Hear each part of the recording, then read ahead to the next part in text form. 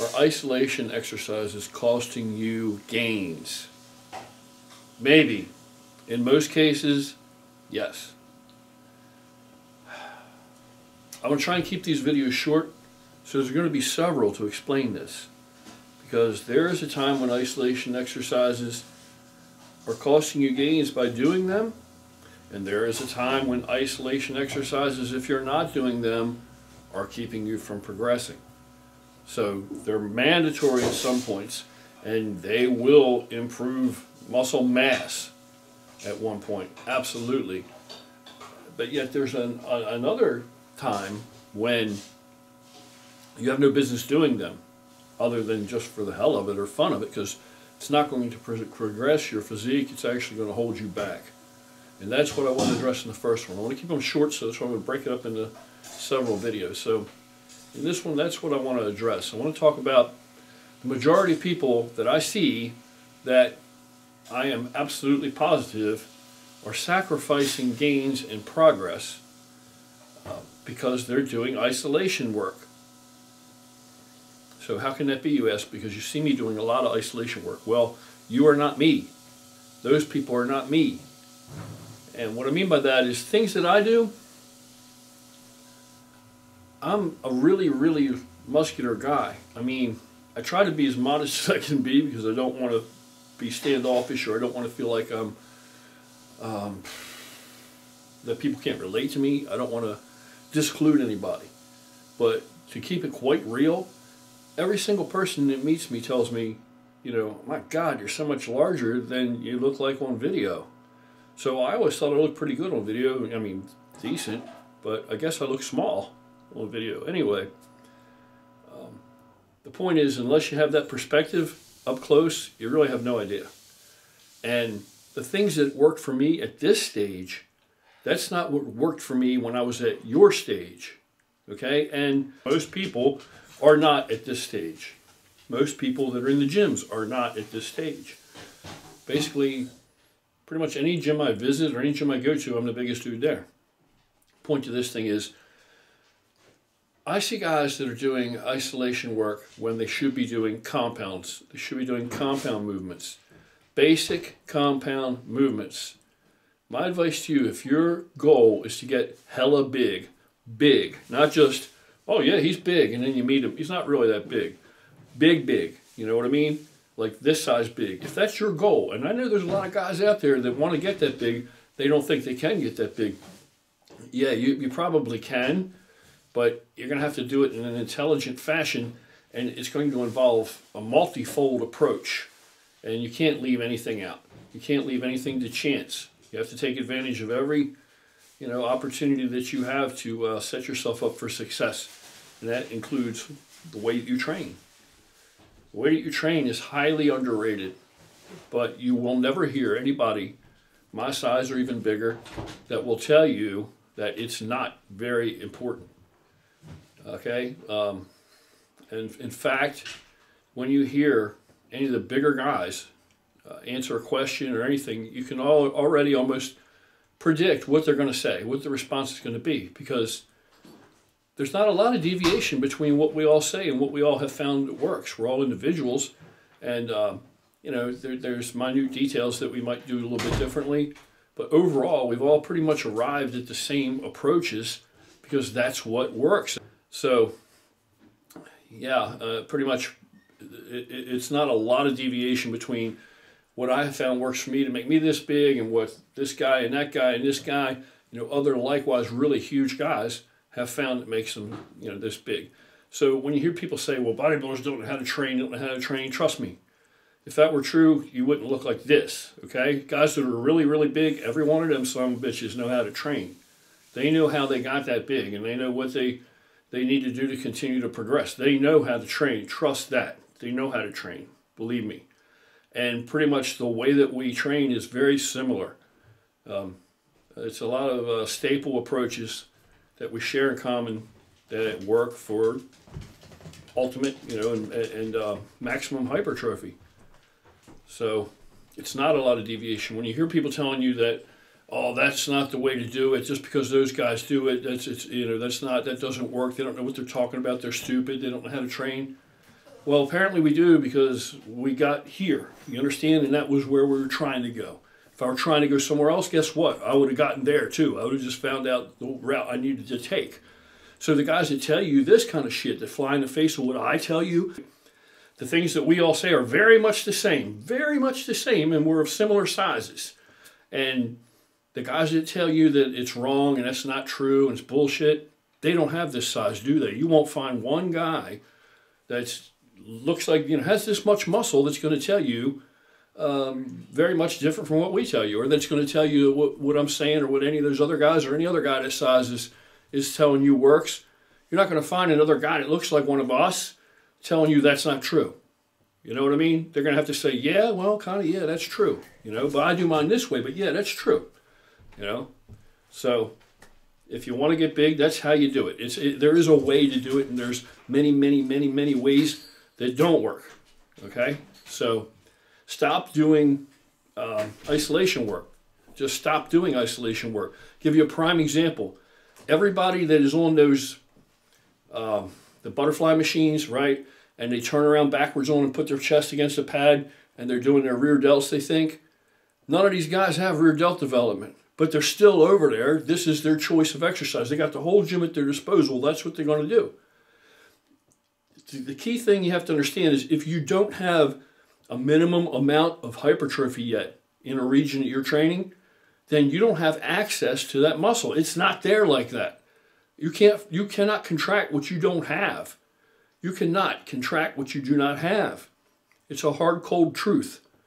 And that, in a nutshell, is what the mind-muscle connection is. That is what it is. It's just your ability to access the muscle you have and flex it. It's your ability to focus in and contract on smaller portions of a complex muscle group than the guy next to you is capable of doing, because he has less muscle. It's common sense. You're not going to sit there, for instance, perfect example, you're not going to sit there and be able to bounce your calf up and down while your leg's stretched out if you don't have any calf development. If there's nothing there, you're not going to be able to do that. It's pretty much the same thing with biceps. If you have no biceps, you can't sit there and bounce your biceps up and down. If you don't have any pecs, you really can't do that, right? Okay, you can't contract it. So do you think that you're stimulating that muscle by doing an exercise where you cannot really focus in on that muscle? All right? You're better off to do a compound movement and build that overall mass. And then once you have a minimum amount of development and size there, then you can begin to branch out and hit that thing with some isolation work, because then you can contract it. More evidence is, you can take the same exercise, I'm sorry talking about that, when you see guys doing it, look at the amount of weight they're trying to use to do that exercise. If they were really contracting just that rear head, they couldn't use that much weight. Most of these guys, they're using everything else but. They have no rear delt that's visible that you can see. They have one, obviously, but not visible. And they're on a machine that you really have to be able to access that head and be able to contract that head, specifically to be able to get that, to get the work out of it and to make the improvement that you're trying to make through that exercise. You're much better off to do a bent over row.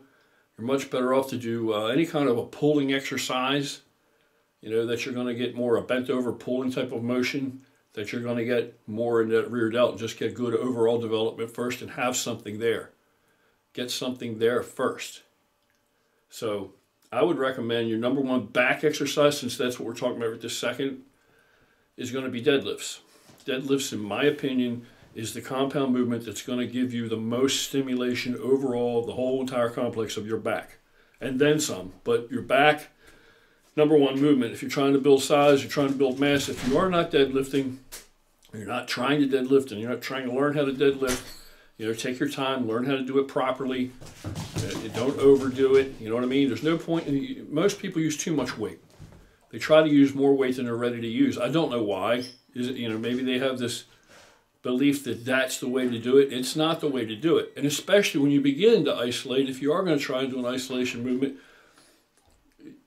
most of the time, people are using too much weight. You're using so much weight that you're making that isolation movement into a compound movement, more or less, because you're having to bring in all kind of muscles and surrounding, areas to stabilize and to actually even help to move that weight, or to relieve that stress, because to take up the slack that little target muscle is incapable of accomplishing on its own. And the reason people are making this mistake is because they don't know the feel that they're looking for. They don't know how to feel that muscle contract because they can't contract it. They can't contract it. All right? When I do something with a rear delt, you see that rear head standing up. You see it contract. You see striations through that rear head. And I'm not even that lean right now, but you see striations all through that rear head. And likewise for any other thing that I'm doing with this isolation work. You see that part of that muscle work. It's not like a mystery. Now, if I put too much weight on, you'll see that muscle activated less, that little head, that area activated less, because more now of the surrounding group or complex will have to come into play. So it's a self-defeating thing when you use too much weight on an isolation movement. You're making it a compound movement anyway, except that it's not giving you the benefits of doing a true classical compound movement. Okay? So a lot of people think flat bench is a bad exercise. Well, if you're trying to build mass, let me tell you, and again, don't overdo it. That's all. Take your time, learn how to do it correctly, find out what's right for you, and add weight slowly. Okay? Doing it correctly with less weight is going to yield better results than doing it with so much weight that you're just putting joints or in your connective tissue and you're really not stimulating the muscle growth the same way that you would, right? You're not getting the reps. You're not really, you're just like sloppily just heaving weight around. That's not going to get the job done. It's just not going to get the job done. So I like flat bench on chest day. I like deadlifts on back day. And I like the barbell squat on the barbell free squat on leg day. These are the three basic, classic, tried and true exercises that should be the core of your mass gain approach. And each exercise, of course, relates to that complex on any given day. Whatever your chest day, back day, leg day, whatever days they fall on. That's when you should be doing it. And initially, you're not going to like this. Most people aren't going to like it. You can do what you want to do. You're in the gym. It's your gym membership, or it's your basement, or your home, or your equipment. Do whatever you enjoy doing. If you are trying to develop maximum hypertrophy and increase your chances every way that you can, cross the T's and dot the I's, then you should do it this way.